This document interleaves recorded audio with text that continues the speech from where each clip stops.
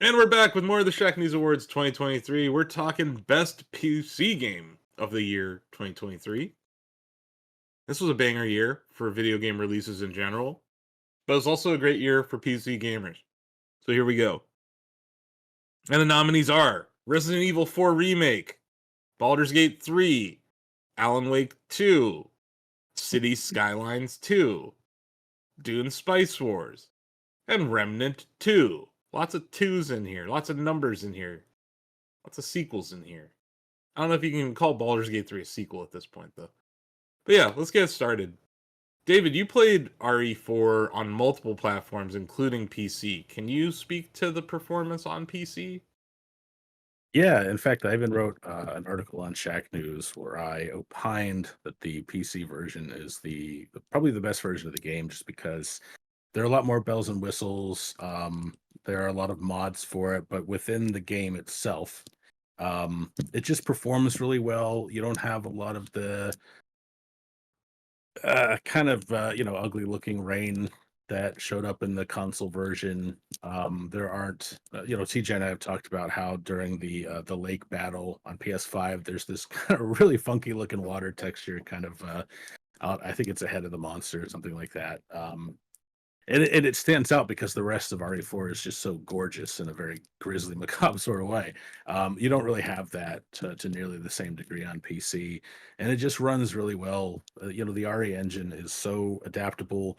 I also love. I think more games are doing this, but ever since the RE2 remake 4 years ago, Capcom has had meters on the screen that shows you exactly how much of your GPU memory that you're using, so you can just kind of go wild and flip switches, turn dials to get the exact performance you want that complements your machine's hardware. So it's a really really great port. Nice. And yeah, I think after you've had your fun in the traditional RE game, I Yeah, really enjoy mods in the game, and that yeah, mod community has been awesome, and Capcom's been really cool at supporting it too. yeah. I've been a big fan of mods ever since Doom. 30 years ago now, and there are all sorts of major and minor mods out there for RE4. There's even one I found the other day where the enemies will have the same hit stun percentage as they did in RE4 Classic, so they're much easier to stun and stagger if you're having trouble with them. So just little things like that. You can transform the game, tweak it in almost any way you want, and that's a very PC exclusive thing. Nice. A very good nominee, and yeah, I think they've been building up some very good PC games. RE2, RE3, Street Fighter 6 actually runs very well on PC. It runs well on deck also. But yeah, the RE4, a very good nominee in this category and many others. To no one's surprise, we nominated Baldur's Gate 3 for Best PC Game of the Year. This game, while it does run very well on console, plays well over there on the PS5, it just feels like it was built for a PC. Uh, Sam, you reviewed the game. Uh, I did. you played it on PC mainly? I played it on PC only, Mm-hmm. and I had a phenomenal time. It's just PC doesn't get like as many. Oh, it's not exclusive. No, I don't know what I was going to say just then. But yeah, I was going down a thought path and realized that it was going to be an incorrect statement, so I'm going to cut that off. But I was just looking at Steam and noted that it's currently got 440,000 reviews, and it's sitting at an overwhelmingly positive. And that's just a testament to how well it functions on PC, as well as the quality of game that Baldur's Gate 3 is, for it to be so appealing to almost 500,000 players on PC alone. It's kind of a phenomenal achievement that Larian Studios has managed to pull off. Um, I just checked for fun. There's currently 143,000 people playing Baldur's Gate 3 on Steam, with a Mhm. 200,000 24-hour peak and like all-time high of over 800,000. So I don't think that is necessarily evidence to give it the win, but I'm impressed. Yeah. I Just often look at when I think best PC game, I try to just not think of the best game on PC, but like why it's a great PC game specifically. At least that's part of the consideration for me. And I know TJ has talked previously about how the controls are actually really good with Baldur's Gate 3 on console and like being able to like use a controller to like they've done a really good job there. But there's certain games where I'm just like I can't imagine not having a mouse and keyboard given like the inventory management and like the things that you need to do. And for me, Baldur's Gate 3 falls into that category. Like I just feel like the definitive way to play that is on PC, in addition to it being a fantastic game. Yeah, it's also got some really good mod support as well, which is a big thing when it comes to PC gaming, Mhm. being able to actually modify your game how you want to. Things like being able to expand the party size from 4 to 8, you know, wild things happen, but you can do it. Yeah, and, you know, CRPGs definitely were born on PC, so this had to run well on PC. This is kind of anecdotal evidence, or just a kind of tangential to this award. This game runs on Mac, and Macs are a personal computer, so we're not completely out of depth in this. But yeah, if it can run on a Mac, that's pretty impressive too. So I do think the scalability of getting this to run on various hardware configurations is pretty impressive, which is like a large part of why studios don't want to ship PC ports, is that they have to make sure there's like a min spec it hits and a max spec it hits. And once again, we talked about this in other categories, but Larian did themselves a huge service by taking their time with this game and really having a thoughtful early access period. I think led to a better PC experience in the end. But yeah, You mentioning Mac also just made me quickly Google to see if Baldur's Gate 3 can run on Linux, and it seems like it can. I don't know much about Linux. look, man, Linux is having a resurgence right now. The Steam Deck at the heart of it. Steam OS being one of the magical parts of the Linux revolution. And for a long time, we talked about the era of the Linux desktop. And oddly enough, we may never get the Linux desktop, but Steam Deck with a USB dock and a monitor and a mouse, well, there you have it. Yeah, it does not surprise me that it runs on Linux, but yeah, Mac, it like actually has a proper port, and you know, Greg can attest to this. Mac hasn't had many video games over the No, last. I think it's all about the ever. optimization. It's like a lot of the times they put it on Mac and it can barely run just because they're like, whatever, it's a checkbox, right? We're gonna less than 5%. I think this is 20. Just remember, it's changed, but at the time when I was still Mac, I was like less than 5% of gamers gamed on Mac, like part of the But market. that share, was also Power PC chips. yeah, You know, we're talking about Apple Silicon now. yeah. Very different than where we were 20 years ago to now. But yeah, I just thought I'd mention it. It also runs on Mac. That's kind of neat. But yeah, anyone else want to talk about just how great Baldur's Gate 3 is on PC? I feel like we've talked about this game a lot in other categories too. So if you want to go to our best developer, best publisher deliberations, there's some more nice things said there. But we can move on if no one else has anything else to say here. Another game that released on PC exclusively on the Epic Game Store, everyone's favorite launcher, Alan Wake 2 from Remedy Entertainment. Anyone here play this on PC? I did, and it's it would. Like, I don't know that I would say that Alan Wake 2 on PC does anything spectacular that the other versions of it don't do. Sure.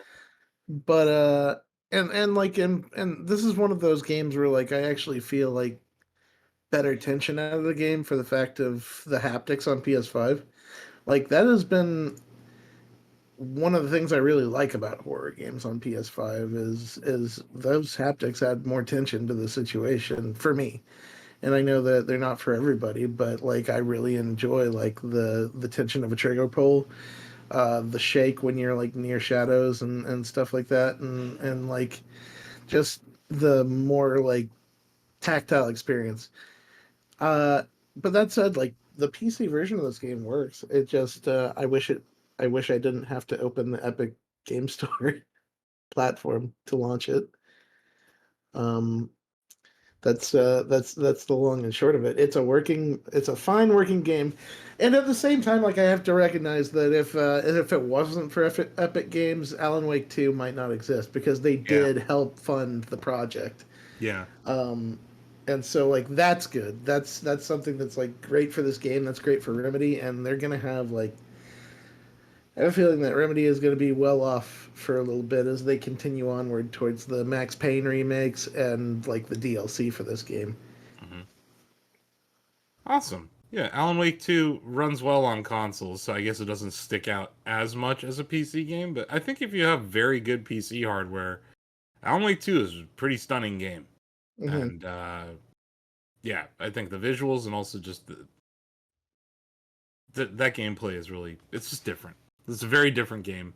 But you're right, it doesn't necessarily shine on PC like, I don't know, maybe Baldur's Gate 3 does for some people, or maybe some of our other nominees that actually only released on PC might.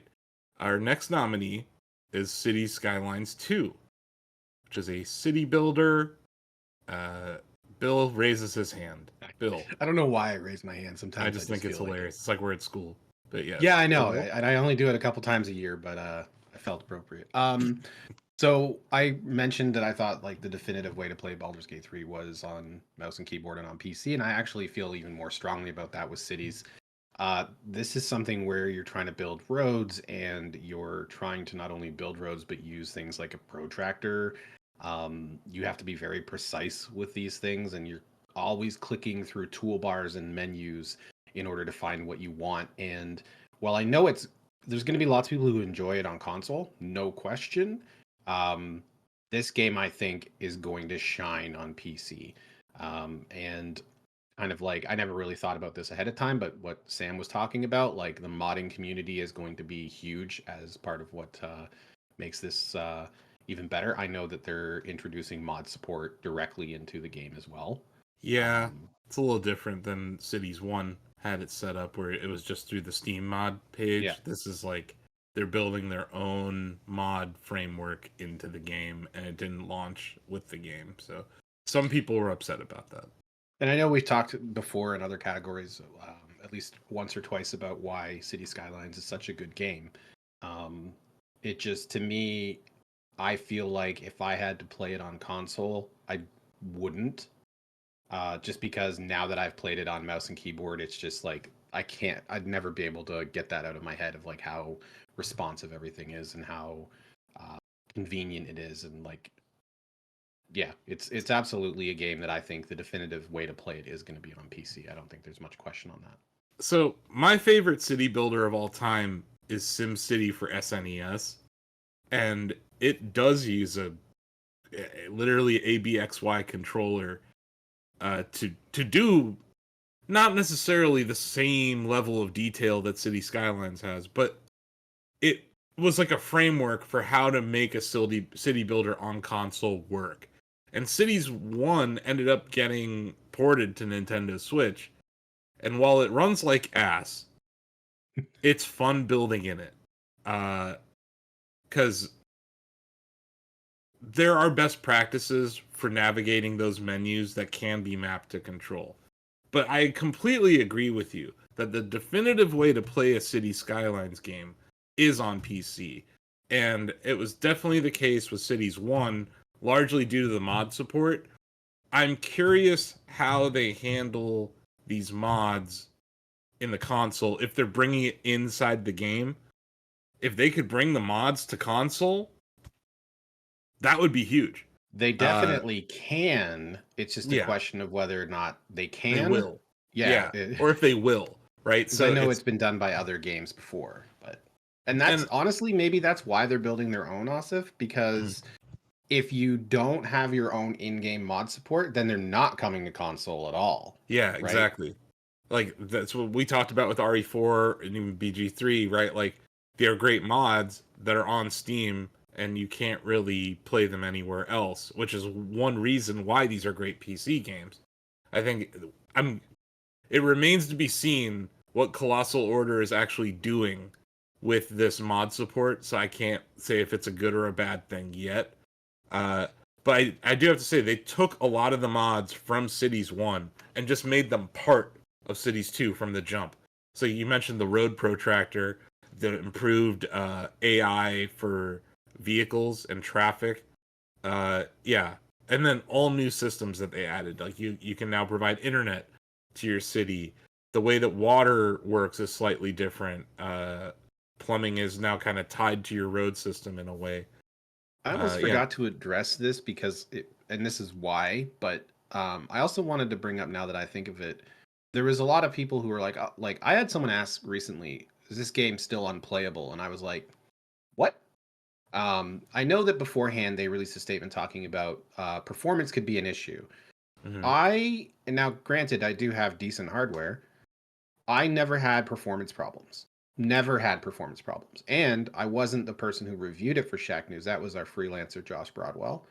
And we were talking as we were playing before release, and I was like, hey, are you having problems? He's like, no, like, it's fine. So I know that there were problems. I'm not downplaying that, but I wouldn't be here recommending that this is something worthy of PC consideration if I had just been riddled with problems.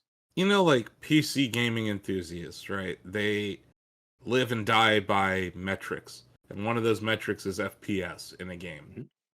FPS certainly matters in a fighting game or a platformer or something, I don't know, a video game. In a city builder where you can pause the game and just do stuff, it's not as big of a deal.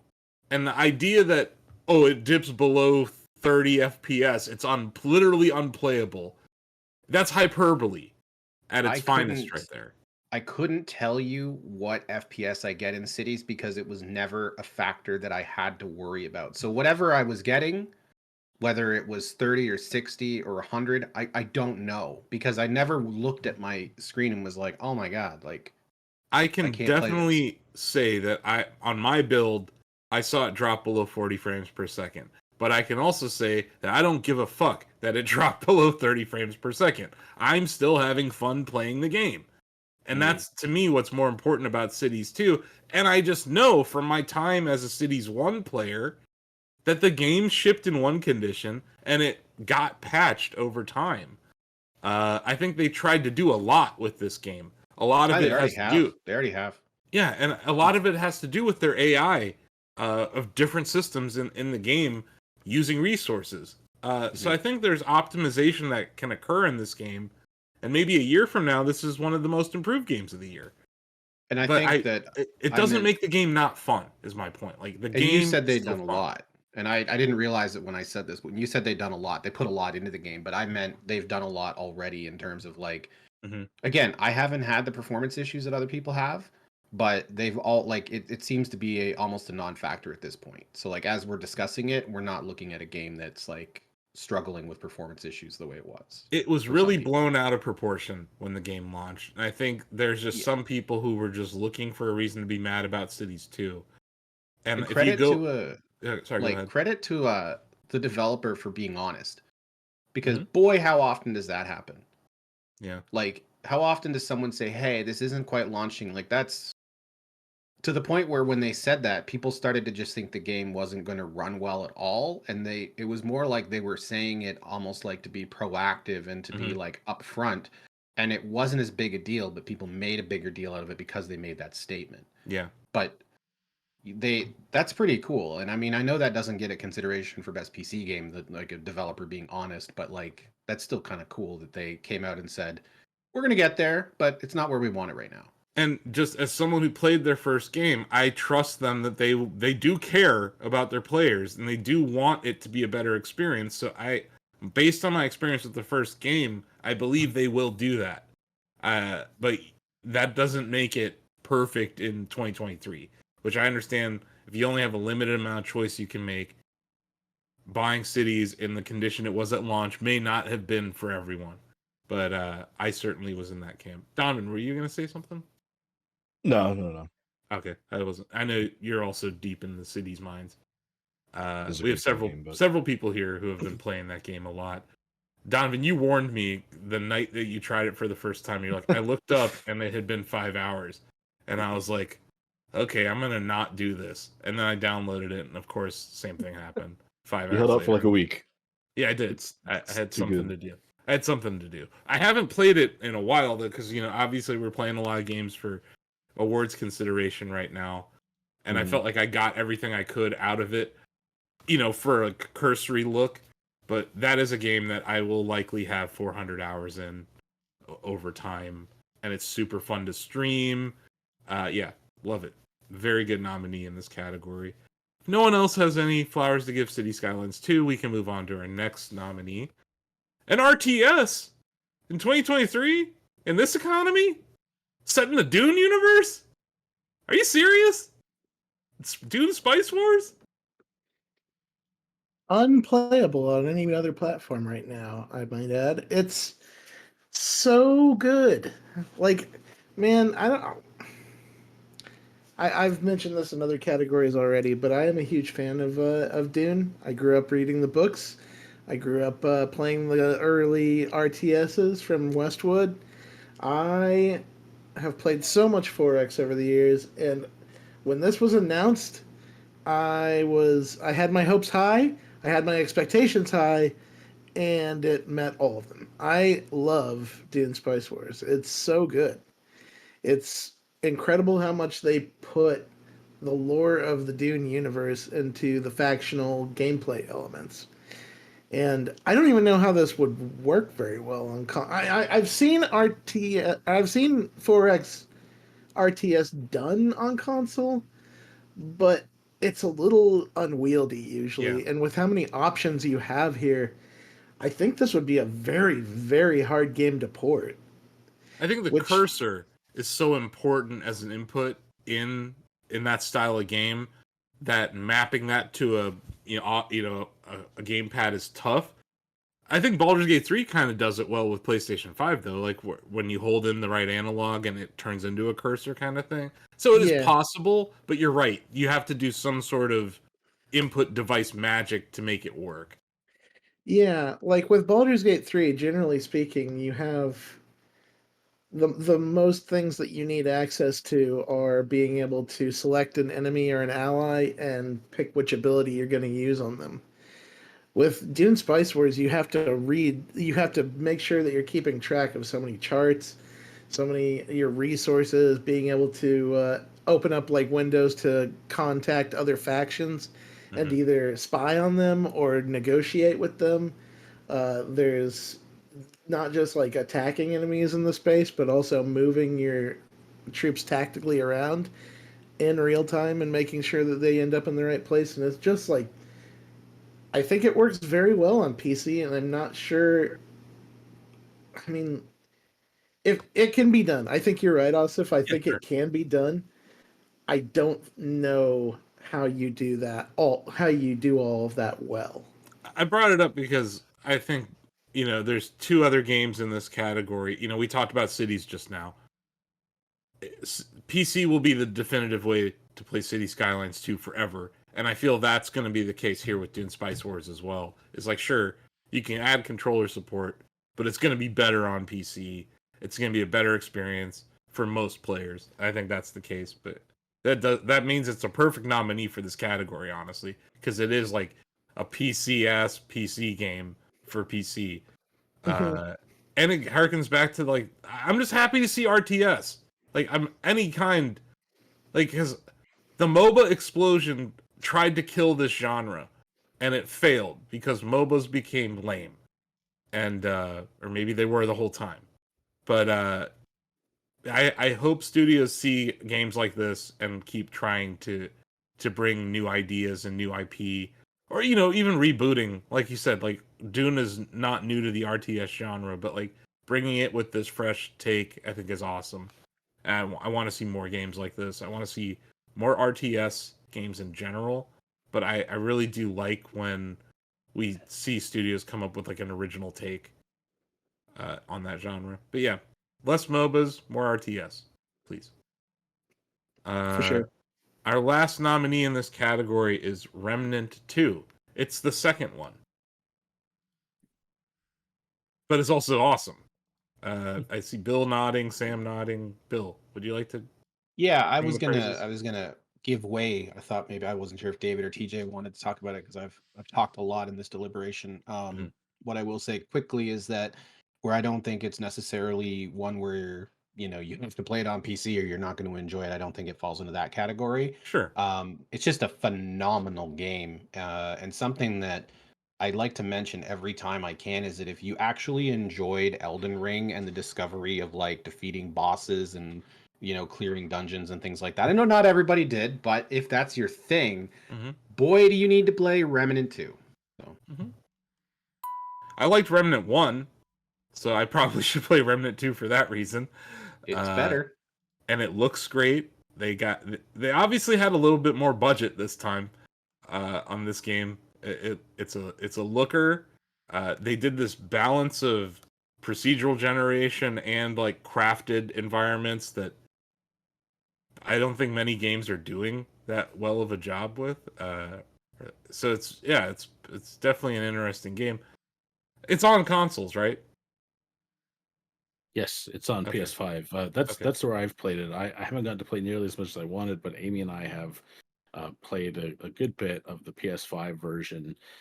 Just because you buy a game on PSN once, Amy and I share accounts, so we can both get up and running.